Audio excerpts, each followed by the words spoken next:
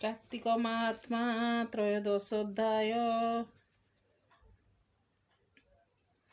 ଶୁଣ ରାଜନ ମନୁବଂଶୀ ବିଷ୍ଣୁ ଯେ ଶିବପୁରେ ଆସି ପ୍ରବେଶ ଜଳନ୍ଧର ପୁରେ ମାୟା ରଚିଲେ ତାର ଠାରେ ସେ ମାୟା ଦେବେ ଗୋଚର ଶୁଣ କହିବା ନୃପବର ସୁଜନ ଜନଙ୍କର ହିତ ବିଚାର କରି ପଞ୍ଚଭୂତେ ବୈଷ୍ଣବୀ ମାୟାରେ ଅଚ୍ୟୁତ ମୋହିଲେ ବୃନ୍ଦାବତୀ ଚିତ ସେ ଜଳନ୍ଧର ରାଜା ରାଣୀ ସ୍ୱାମୀ ସ୍ନେହ ମନେ ଗୁଣି ପତି ଭାବରେ ମନେ ଦେଇ ରାତ୍ର ପଲଙ୍କେ ଥିଲେ ଶୋଇ ହେମନ୍ତ ନିଶି ଅର୍ଦ୍ଧମାନ ନିଦ୍ରାରେ ଦେଖଇ ସପନ ସେ ନିଜ ପତି ଜଳନ୍ଧର ଅଙ୍ଗେ ତୈଳ ଜର ଜର ବସ୍ତ୍ର ବିହୀନେ ମୁକ୍ତ କେଶ କଣ୍ଠରେ ମାଳ ରଙ୍ଗ ପୁଷ୍ପ ଆରୋହୀ ମହିଷୀ ବାହାନ ଦକ୍ଷିଣ ଦିଗକୁ ଗମନ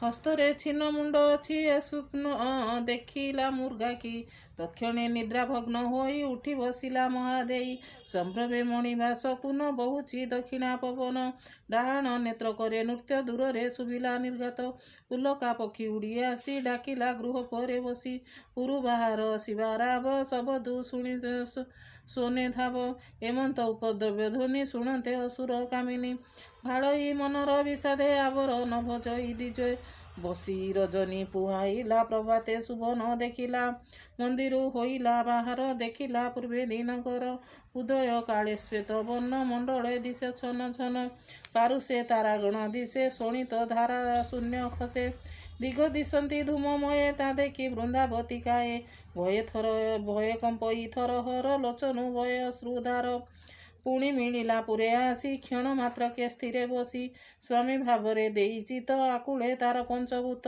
ମନରେ ରହି ବିଚାର ବାଳ ସ୍ୱରୂପୀ ଜୀବେଶ୍ୱର ଜୀବସଂହାର ଯୋଗ ବେଳେ ଧରଣୀ ଧ୍ୱଂସ ଅନ୍ତରାଳେ ଯେଣୁ କାଳଜ୍ଞ ନାମ ତାର ଜୀବ ଉପରେ ଜୀବେଶ୍ୱର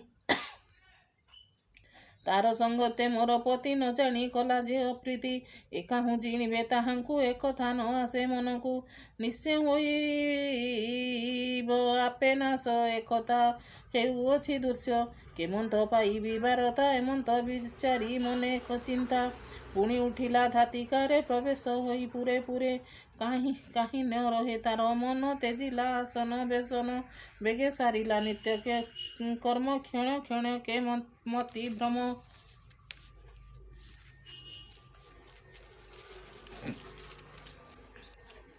ଏକ ବସନ ଅଛି ପିନ୍ଧି ଲୋଟିଣ ଛନ୍ଦେ ବେଶ ବାନ୍ଧି ସଙ୍ଗତେ ଘେନି ବେନି ସଖୀ ପୁରୁ ବାହାର ଚନ୍ଦ୍ରମୁଖୀ ଗୋଗୋଷ୍ଠୀ ହେଲା ବର ବେଶ ତନୁ ନ ଦେଖୁ ସୁଖ ଲେଶ ବେଗେ ବାହାର ହେଲା ତହୁଁ ତ୍ରିପଣ୍ଡ ଗଳୁଅଛି ତହୁଁ ଉଚ୍ଚ ସ୍ଥାନରେ ଯାଇ ଉଠି ଦିଗମାନଙ୍କୁ ଦେଇ ଦୃଷ୍ଟି ପତି ଆଗମ ଅନୁସରି ଚିତ ନ ପାରେ ସ୍ଥିର କରି ନିଶ୍ଚୟ ପ୍ରମାଦ ବୋଲି ଭାଳି ଜଗତେ ମଣୁଅଛି ସଳି ସଖୀଙ୍କ ବଚନ ନ ଶୁଣେ ଛଦ୍ରମେ ଭ୍ରମେଣେ ତେଣେ ନଗୃ ବାହାର ହୋଇ ସତୀ ସ୍ୱାମୀ ସ୍ୱରୂପ ମନେ ଚିନ୍ତି ପଶିଲା ଯାଇ ବନ ଘରେ ଉଠିଲା ପର୍ବତ ଉପରେ ଆପଣା କର୍ମ ନିନ୍ଦି ଦଶ ଦିଗକୁ ଚାହିଁ କାନ୍ଦି ତହୁଁ ସଖୀଙ୍କ ଭୁଜ ଧରି ଆକୁଳେ ପର୍ବତ ଉତରି ବନେ ବୁଲଇ ଦୁଃଖ ପଡ଼ି ବିଷ୍ଣୁ ମାୟରେ ବୁଦ୍ଧି ହୁଡ଼ି ସ୍ୱାମୀ ବିଚ୍ଛେଦ ଦୁଃଖ ମନେ ଖୋଜି ବୁଲଇ ବନେ ବେନି ସଜନିଛନ୍ତି ମେଳେ ହେମନ୍ତ ବିଷ୍ଣୁ ମାୟା ବେଳେ ଘୋର ଦାନବ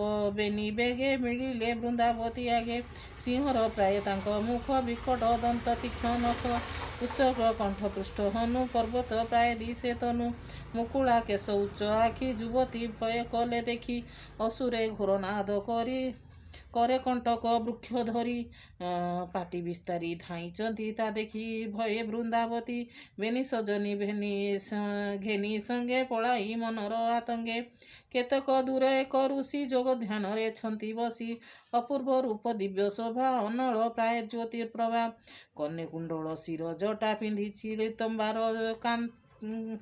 କାଛଟା ସର୍ବାଙ୍ଗେ ଭସ୍ମ ବିଲେପନ ମୌନେ ନିଶ୍ଚଳ ଆସନ ବେନି ନୟନ ବୁଝି ଆଖି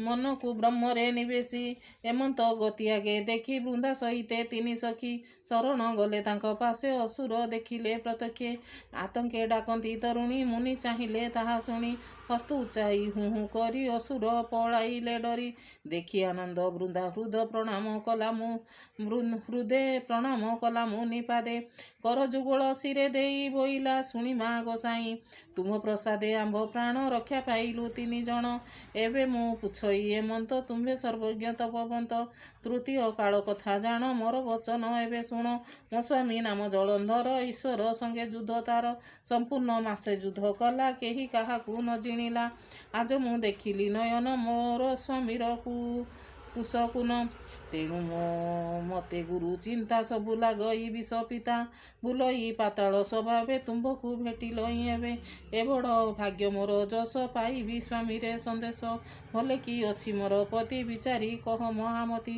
ବୃନ୍ଦାର ଏ ବଚନ ଶୁଣି ସେ ମୁନି ହୃଦ ପଦ୍ମେ ଗୁଣି ନିଶ୍ୱାସ ଛାଡ଼ି ଊର୍ଦ୍ଧ୍ୱ ଦେଶେ ଚାହିଁଲା ଉତ୍ତର ଆକାଶେ ଏହି ସମୟରେ ଶୂନ୍ୟ ମାର୍ଗେ ବାନର ବେନି କୋଟି ବେଗେ ଗିରିକନ୍ଦର ପ୍ରାୟ ଦିଶି ପବନ ବେଗେ ଖସି ଆସି ତାହାଙ୍କ କରେ ମୃତ୍ୟୁ ପିଣ୍ଡ ରୋଦନ କରି ଗଣ୍ଡି ମୁଣ୍ଡ ଦୁହେଁ ଅଛନ୍ତି ତାହା ଧରି ବେନି ଭୂମିରେ ଅବତରି ମୁନିଙ୍କ ଆଗେ ତାହା ଥୋଇ ସେ ଗଲେ ଅନ୍ତର୍ଧ୍ୟାନ ହୋଇ ସେ ମୃତ୍ୟୁ ଶବ ବେନି ଖଣ୍ଡ ବୃନ୍ଦା ଚିହ୍ନିଲା ସ୍ୱାମୀ ମୁଣ୍ଡ ପ୍ରତ୍ୟକ୍ଷ ଜଳନ୍ଧର ଅଙ୍ଗ ରକତେ ଦିଶୁଅଛି ରଙ୍ଗ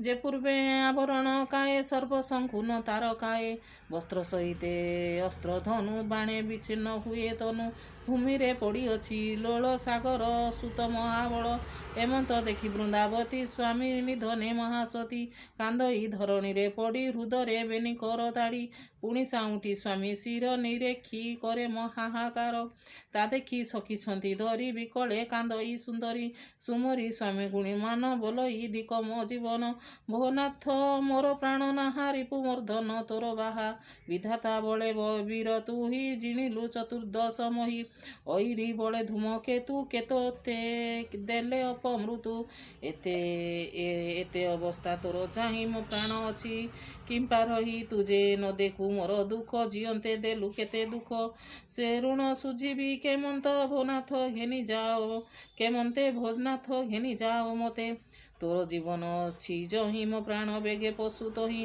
ମୋର ଶରୀରେ ତୋର ପିଣ୍ଡ ଦହନ ହେଉ ଅଗ୍ନି ପିଣ୍ଡେ ଦହନ ହେଉ ଅଗ୍ନିକୁଣ୍ଡେ ଏକଥା କରିବହିଁ ବେଗେ ବିଶୁଦ୍ଧ ଦିଶୁଥାଏ ଆଗେ ତୁ ନାଥ ରାଜରାଜେଶ୍ୱର ତୋର ବାନ୍ଧବ ଜଳନ୍ଧର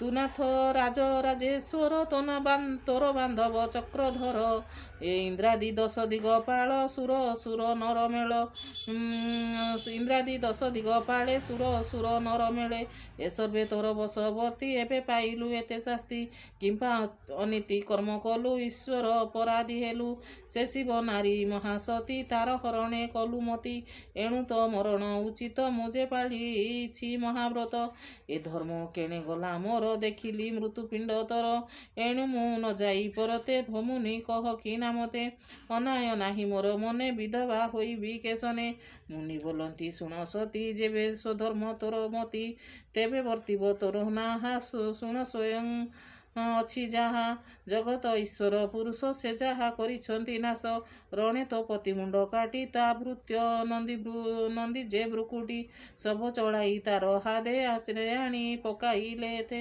ପ୍ରତ୍ୟକ୍ଷ ଦେଖୁଅଛି ଶବ କେମନ୍ତେ ହୋଇଲା ବୋଲିବା ଜୀବିତ ଏ ବାକ୍ୟ ଶୁଣି ବୃନ୍ଦାବତୀ ମୁନିରେ କଲା ସେ ବିନତି ତାହାଙ୍କ ଆଗେ ମୁଣ୍ଡ ଥୋଇ ସାଷ୍ଟାଙ୍ଗ ପାଏ ପଡ଼ି ଶୋଇ ପୁଣି ଉଠିଲା ତତକ୍ଷଣ ହସ୍ତରେ ସାଉଁଟି ତୀରଣ କପାଳେ ଯୋଡ଼ିବେନି କର ବୋଇଲା ଶୁଣ ନୃପମର ପ୍ରତ୍ୟକ୍ଷ ତୁମ୍ଭେ ପ୍ରତ୍ୟକ୍ଷ ବ୍ରହ୍ମବେତା ବିଷ୍ଣୁ ସମାନେ ବରଦାତା ମୋର ଭକତି ତୁମ୍ଭେ ଜ୍ଞାନ ସ୍ୱାମୀ କି ଦିଅ ଜୀବଦାନ ଏମନ୍ତ କହି ପୁଣି ପ୍ରଣାମ କରଇ ତରୁଣୀ ତାର ବିନୟ ଭାବ ଦେଖି ମୁନି ବୁଇଲେ ବୁଝି ଆଖି କ୍ଷଣେ ବିଷ୍ଣୁଙ୍କୁ ଧ୍ୟାନ କର ଜିଆଇ ଦେବା ତୋର ବର ଏମନ୍ତ ଶୁଣି ତିନି ସଖୀ ବସନେ ନିବେଶିଲେ ଆଖି ସେ ମୁନି ମୃତ୍ୟୁପିଣ୍ଡ ତୁଲେ ତତ୍କ୍ଷଣ ଅନ୍ତର୍ଧ୍ୟାନ ହେଲେ ଆସି ମିଳିଲା ଜଳନ୍ଧର ଧନୁ ନାରାଚ ଧରି କର କଟି କିଙ୍କଣି ନାଦ ଶୁଣି ତୁରିତେ ଚାହିଁଲା ତରୁଣୀ। ପ୍ରତ୍ୟକ୍ଷେ ଜଳନ୍ଧର ମୂର୍ତ୍ତି ଦେଖି ଆନନ୍ଦ ବୃନ୍ଦାବତୀ। ଉତ୍ସୁକ କରି ପଞ୍ଚମନ ଦରିଦ୍ରେ ଯେନେ କୋଟି ଧନ। ସୁରଙ୍ଗ ଚ୍ୟୁତ ଫଳ ଚାହିଁ ବାଳକେ ଯେନେ ତୁରୁ ଚାହିଁ। ସେହି ପ୍ରକାରେ ବୃନ୍ଦାବତୀ ସନ୍ନିଧେ ଦେଖି ନିଜ ପତି। ନିର୍ଭୟ କଲା ଆଲିଙ୍ଗନ ପଦନେ ଦେଲା ଚୁମ୍ବଦାନ। ପୁଲକେ ରୋମାବଳୀ ଗାତ୍ରେ ଆନନ୍ଦେ ଅଶ୍ରୁ ଜଳ ନେତ୍ରେ। ସ୍ନେହ ବଲ୍ଲଭ ମୁଖ ଚାହିଁ ବୋଲଇ ତୁମ୍ଭେ ଥିଲ କାହିଁ। ତୁମ୍ଭକୁ ନ ଦେଖି ମୋ ମନ ଦଗ୍ଧ ପଟଳ ଯେ ସନ ତେମନ୍ତ ହୋଇ ପଡୁଥିଲା। ଆଜି ସେ ଦୁଃଖ ଦୂର ଗଲା। ତୁମ୍ଭେ ଯେ ଥିଲ ଘୋର ଅରଣ୍ୟ ଛେଦନ ହୋଇ ଶିବ ବାଣେ ବାନର ଆସି ମୃତ୍ୟୁପିଣ୍ଡ ମୋ ଆଗେ ଦେଲା ବେନିକଣ୍ଡ। ଏଠାରେ ଥିଲେ ଏକ ଯତି ମୁଁ ତାକୁ କଲଇଁ ଭକତି। ତେଣୁ ସେ ହୋଇଲା ପ୍ରସନ୍ନ ତୁମ୍ଭକୁ ଦେଲେ ଜୀବଦାନ। ମୋର କାମନା ସିଦ୍ଧ କରି ଏକେଣେ ଗଲେ ତପଚାରି। ତୁମ୍ଭେ ତ ପାଇଲ ଜୀବନ ଏକଥା ମୋର ବଡ଼ ପୁଣ୍ୟ। ଏବେ ପୁରକୁ ଚାଲ ଯିବା ଗହନ ବନେ କିମ୍ପା ଥିବା। ବୃନ୍ଦାବଚନ କନେ ଶୁଣି ମହାପୁରୁଷ ବାକ୍ୟ ବଣି। ହେ ପ୍ରିୟେ ଶୁଣ ସାବଧାନେ ସର୍ବକୁଶଳ ତୋର ପୁଣ୍ୟେ। ମରୁଣ ଜିଆଇଲୁ ମତେ କି ପଟାନ୍ତର ଦେବା ତୋତେ। ଏବେ ତୁ ମୋର ବୋଲ ଘେନ ଏ ଯେ ଅରଣ୍ୟ ରମ୍ୟ ସ୍ଥାନ। ଏଠାରେ ରହି ଦିନା କେତେ କ୍ରୀଡ଼ା କରିବା ମନସ୍ତୁତେ ସୁସ୍ଥେ। ସମର ଶ୍ରମ ଦେହ ହରୁ ବିଜେ କରିବା ହରି ନିଜ ବିଜେ କରିବା ନିଜ ପୁରୀ। ଶୁଣି ଆନନ୍ଦ ବୃନ୍ଦାବତୀ ସ୍ୱାମୀ ସ୍ନେହ କଲା ପ୍ରୀତି। ବିପିନ ଏକ ପୁର ରୁଚି ଅତି ଆନନ୍ଦ ଦିନ ସଞ୍ଚି।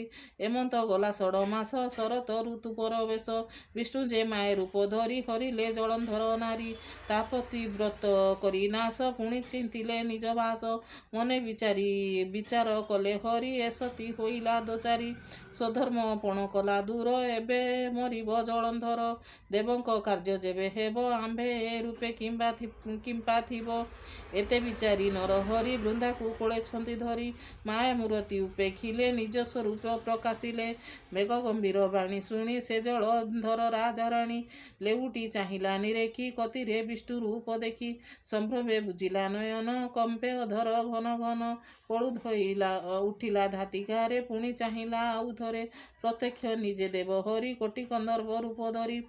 ଅସତୀ ପୁଷ୍ପବର୍ଣ୍ଣ କାନ୍ତି ନୀଳ ନବୀନ ଘନ ଜ୍ୟୋତି। କଦମ୍ବ କାଚନ ବିକାଶେ ପୀତ ଅମ୍ବର ମଧ୍ୟ ଦେଶେ।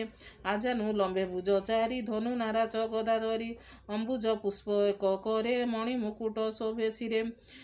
କନେ କୁଣ୍ଡଳ କଣ୍ଠେ ହାର ଭୂଷଣେ ଭୁଜେ କଙ୍କଣ ରତ୍ନହାର। ପାଦେ ନୂପୁର ବେନି ଶୋଭା ଆଦିତ୍ୟ ପ୍ରାୟ ତାଙ୍କ ପ୍ରଭା। କପାଳେ ଚନ୍ଦନର ବିନ୍ଦୁ ନିଶି ଗର୍ଭରେ ଯେନେ ଇନ୍ଦୁ। କଣ୍ଠେ ଲମ୍ବଇ ବନମାଳ ବୀର ବାହୁଟି ଭୁଜ ମୂଳ। ଆଙ୍ଗୁଳି ମାନଙ୍କରେ ମୁଦି ନବଗ୍ରହଙ୍କ ଜ୍ୟୋତି ନିନ୍ଦି।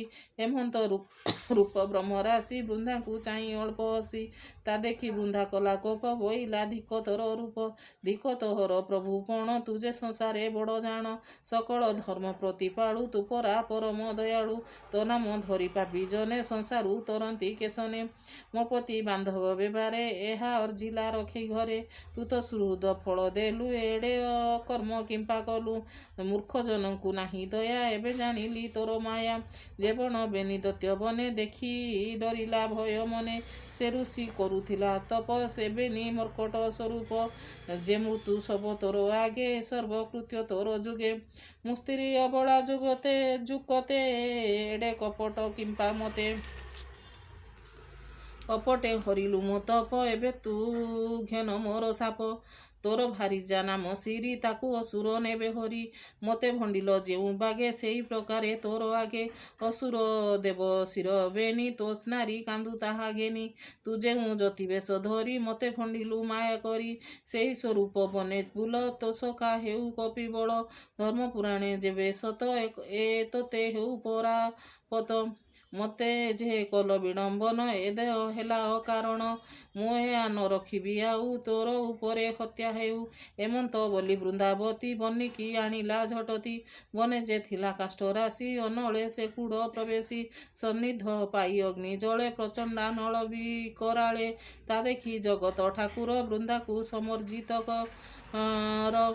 ବୋଲନ୍ତି ନ ପଡ଼ ଅନଳେ ତୋ ପତି ବଞ୍ଚିଛି କୁଶଳେ। ବିପଦ କଥାକୁ ନ ଭାଳ ଆମ୍ଭେ କରିବା ସବୁ ଭଲ। ହେମନ୍ତ ଗୋବିନ୍ଦ ବଚନେ ବୃନ୍ଦା ତା ନ ଶୁଣିଲା କନେ। ହବ୍ୟ ଦହନ ପରେ ବସି ତତ୍କ୍ଷଣ ହେଲା ଭସ୍ମ ରାଶି। ଦେଖି ଯେ ଅବଳାର ଗତି ବିସ୍ମୟ ହୋଇ ଲକ୍ଷ୍ମୀପତି ଅଙ୍ଗେ ତା ଭସ୍ମ ରାଶି ବୋଳି ଚିନ୍ତାରେ ନ ପାରିଲେ ଚଳି। ବୃନ୍ଦାଙ୍କୁ ମନେ ଧ୍ୟାନ କରି ଯେନେ ଅଚଳ ମହାଗିରି ତେମନ୍ତ ଭାବେ ନାରାୟଣ ବ୍ରତରେ ହୋଇଲେ ମୌନ। ସେ ପ୍ରଭୁ ଚରଣ କମଳେ ସୁଜନ ଚିନ୍ତ ଯୋଗ ବେଳେ ତେଣେ ହେବାରୁ ପ୍ରଭୁ ବେଶ ଭଣଇ ମହାଦେବ ଦାସ। ଇତି ଶ୍ରୀ ପଦ୍ମପୁରାଣ ଉତ୍ତରଖଣ୍ଡେ କାର୍ତ୍ତିକ ମାହାତ୍ମ୍ୟେ ବୃନ୍ଦାବତୀ ହରଣ ନାମ ତ୍ରୟୋଦଶ ଅଧ୍ୟାୟ।